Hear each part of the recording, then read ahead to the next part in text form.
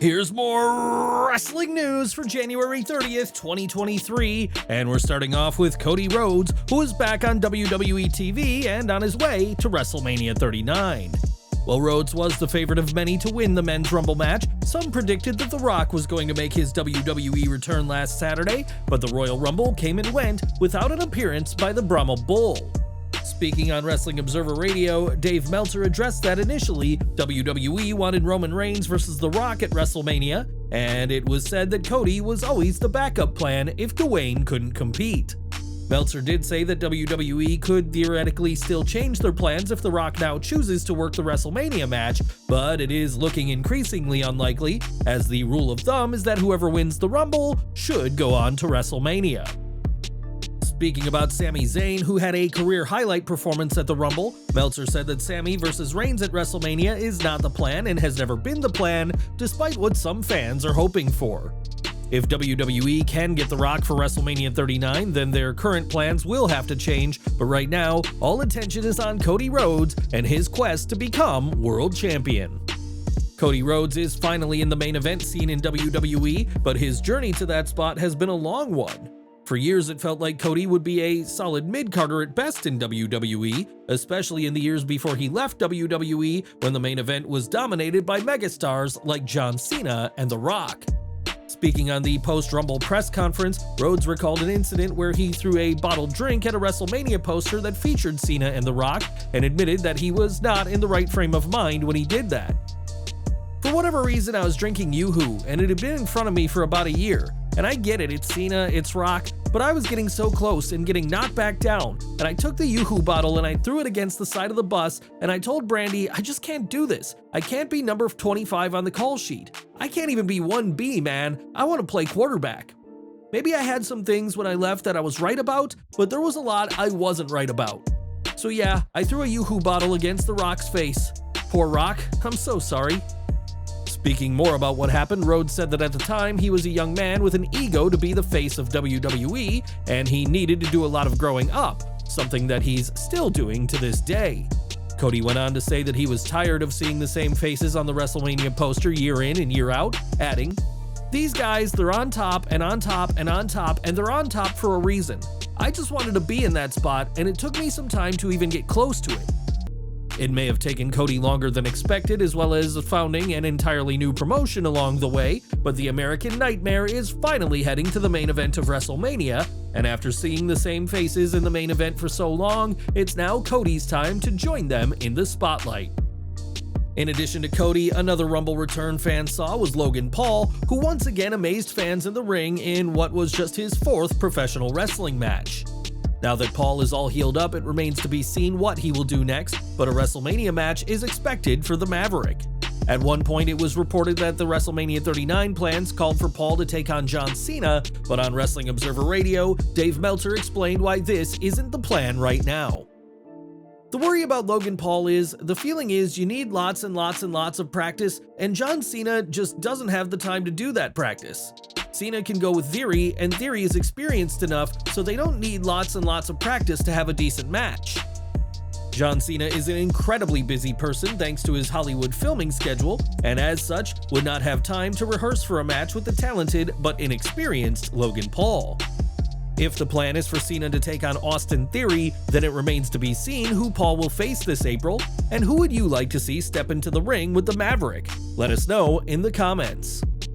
Logan Paul made an impact in the Men's Rumble as the number 29 entrant and elicited a huge reception from the crowd, was one of the final men in, and even eliminated a multi-time former world champion in Seth Rollins. Unfortunately, Paul's dreams of headlining WrestleMania weren't meant to be last Saturday, and the YouTuber/boxer even broke character after his elimination. In a moment outside the ring, a fan passed Logan a bottle of his Prime energy drink, which Paul was very pleased to see, and the footage was even shared on Prime's official Twitter account. Paul even had a bit of a laugh during his interaction with the fan, and it's good to see that Logan was able to enjoy himself in this character-breaking moment after being eliminated in his first match back from injury. Logan Paul was eliminated in the Men's Royal Rumble match by the eventual winner, Cody Rhodes, but there's no bad blood between the two.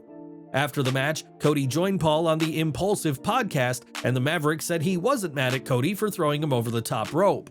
In the end, only one man could go on to win the Men's Royal Rumble, unless your name is Lex Luger, and while Paul hopes to win the match one day, this year's bout belongs to the American Nightmare.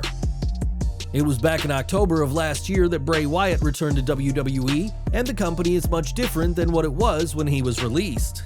At the time of his July 2021 departure, Wyatt had been creatively frustrated with Vince McMahon, and although Vince is back, it's Triple H who is now head of creative. In an interview with Ryan Satin of Out of Character, Wyatt discussed how different things are with the game running creative and had plenty of praise for the genius chief content officer. This is different now. It's more of a free flow. Everything that happens now is organic, and I don't know if you can tell, from a television standpoint as much. I think you can, but now it's like, when things happen, they happen in the moment, It's not preparation, it's not all this hoopla surrounding it, and there's not all these rules. It's kinda, things are just happening. That is the genius of Triple H. After the Royal Rumble and dispatching of L.A. Knight, it'll be interesting to see where Wyatt's storyline with Uncle Howdy goes from here, but Bray is much happier to be answering to Triple H than to Vince McMahon. Wyatt received an especially good spot during last week's Raw is 30 event as he shared a segment with none other than The Undertaker. For years, fans compared Bray to the Dead Man as both have toyed with the supernatural over the years, but to Wyatt, he could never compare to the WWE Hall of Famer. Speaking on the post-Royal Rumble press conference, Wyatt spoke about the segment and his relationship with The Undertaker. The Raw is 30 segment is the kind of thing that only I get to have, It's something for me. It's something for my children to see down the line, It's just like a gratification. Something for all your hard work and for all the years you've been compared to him, even though you didn't ask for it. I think everyone in the world finally understands that I'm never gonna be him. I never tried to be him. Why would anyone be him? He's the only Undertaker. The Dead Man has retired from in-ring competition but remains one of the most important and influential names in wrestling, and as Wyatt said, there can only ever be one Undertaker. More from the Royal Rumble as 30 women hope to earn a title match at WrestleMania 39, but in the end, only Rhea Ripley left Texas with the win. Sonya Deville already has a SmackDown Women's Championship match lined up, at least according to commentary, but that didn't stop her from entering the Royal Rumble from the coveted number 27 spot. The former WWE Authority figure eliminated Indy Hartwell and lasted quite some time before being thrown out herself by Asuka, and on Instagram shared a post-match selfie revealing the huge cut above her left eye. Whether Deville's injury is a factor in her upcoming match with Charlotte Flair, we can't say for sure, but as Sonya said herself, she was certainly a beast in this year's Women's Royal Rumble match. Last Saturday's Royal Rumble Premium Live event kicked off with the return of Pat MacAfee, who stepped away from his WWE duties in September 2022. In that time away, MacAfee joined ESPN's College Game Day as a broadcast announcer, and his excitement for the product was severely missed in WWE. According to a report from PW Insider, McAfee's return was kept seriously under wraps, with only a select few in WWE aware of his return. This is why on the show there was no chair set up for Pat, and there was a scramble to get him a chair and a headset so he could join Michael Cole and an irate Corey Graves. It was further reported that Cole and Graves also didn't know about McAfee's return, and their reactions were quite genuine. We can't say for certain whether McAfee is fully back or if this was just a one-off appearance for the Royal Rumble, but it was great to see and hear him back on commentary. McAfee, like the rest of us, was blown away by Logan Paul's springboard mid-air collision with Ricochet, which also got the attention of Elon Musk. Given Ricochet's passing resemblance to Andrew Tate, many fans joked that this was what a Paul vs. Tate match would look like, and on Twitter, Musk said such a match is only a matter of time. Paul has called out Tate for a fight, which will be easier said than done given the men's rights activist and self-described misogynist remains incarcerated in Romania over trafficking and assault charges, and we doubt WWE will be in any hurry to book this match. Paul was one of several names to return at the Royal Rumble, and for the women's match, Nia Jax made her return at the number 30 spot. While some believed Nia Jax's return was just a one-off, that doesn't appear to be the case, as WWE have now released a new shirt for the former Raw Women's Champion.